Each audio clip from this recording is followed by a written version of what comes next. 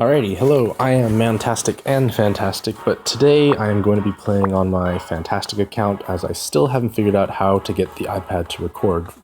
So I'm going to be going through Izanami Descended, as that is to a certain extent the only good thing to play today, as the ranking dungeons have not come back yet, and I still need to max skill my Dark Izanami on this account. So I actually did write a guide previously about how to clear the dungeon in a relatively easy manner, and I'm going to try and adhere to that, but I'm going to be taking Awoken Shiva as my leader, and my subs are going to be Ares, who is plussed out, and I'm not the happiest about because his active's a bit cumbersome, as I discussed in an Awoken Shiva guide I wrote. Taking Awoken Leyland, as all her actives, except for the row enhances, are valuable, along with the board refresh, which is helpful on the boss in this case. Taking Chiyomi for a quick 5-turn orb changer who can change light to red. And finally, Yamato, because his name is fun to say, and he also contributes that last skill lock resist. So the dungeon is relatively straightforward, and it's pretty quick if you have a team that requires little thinking, which Shiva does.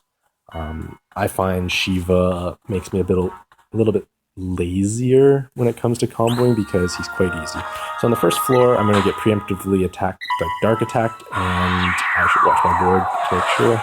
But it's okay, I have 60% resistance and it came through for me. So I'm just going to try and match 4 reds every time. So in the case that I kill one and not the other, I am able to get an extra turn of stalling, but 2-prong attacks tend to eat up everyone. So the second floor, they hit reasonably hard, and I'm missing 4 reds, so I'm just going to take this turn and stall it out a little, because it's just safer if you do that, because they can bind you, or red can fall down for me anyways. But it's not going to do enough damage, because unless you trigger the 2-prong attack for Shiva, you're not hitting that hard.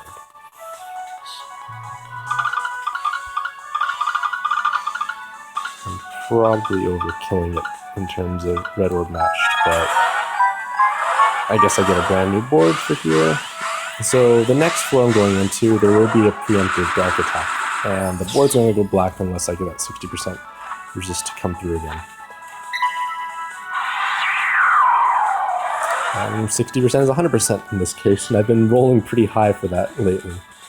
I have 4 red, and there is no danger of knocking this boss into low health, as there's no executability without a turn in between, because if you get him low health, he'll start yelling out change though. You get a free turn, you hopefully kill it before he finishes saying world and you die.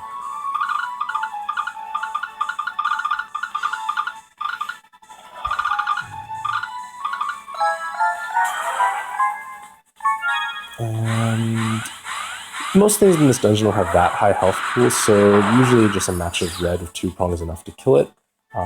This floor here will either be healed to full health or knocked down to 1% health.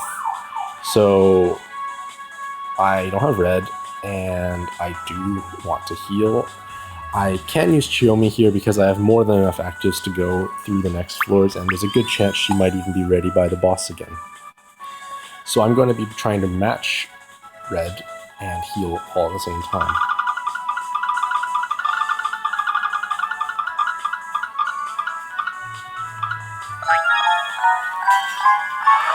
Could have maybe matched a little bit more. Get some heal out of it. Thankfully, Shiva's leader skill does increase healing. Maybe I should have taken an extra turn instead of using an active there. So I have 100% skill lock resist, so it's not that hard to deal with, and to be fair, she doesn't hit that hard, so even if you do get skill lock, you are able to stall it out because all of her orb changers actually don't take away the heart orbs. If I knock her to low health, which actually might not kill her actually, because I didn't match a 2-prong, she will do Fragile Fantasy and make a bunch of jammers. And she's not quite low enough, thankfully. And one nice thing of playing Shiva in this dungeon is she will make red orbs for me every other time. So it just makes my life a bit easier.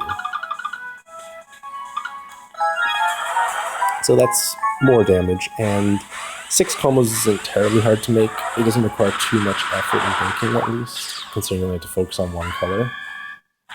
So, on the boss, she will actually bind all god-type monsters when below half health, and in my case, it's only Ares and Yamato who are gods, so I can use that as a free turn to basically side skirt one of the mechanics.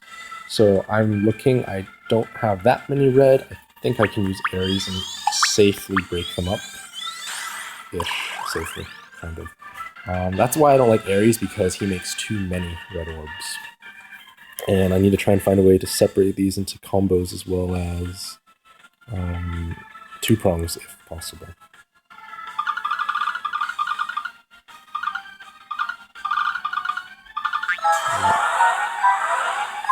So I did a reasonable job there, breaking it up and causing like Skyfall cascades. So this might be enough so you won't see the Godbind. It was, thankfully. So that was a pretty quick clear of Izanami Descended. Didn't talk too much. Hopefully you can hear me well. And give me some feedback of what you thought of the video. Thank you for watching, and have a great day.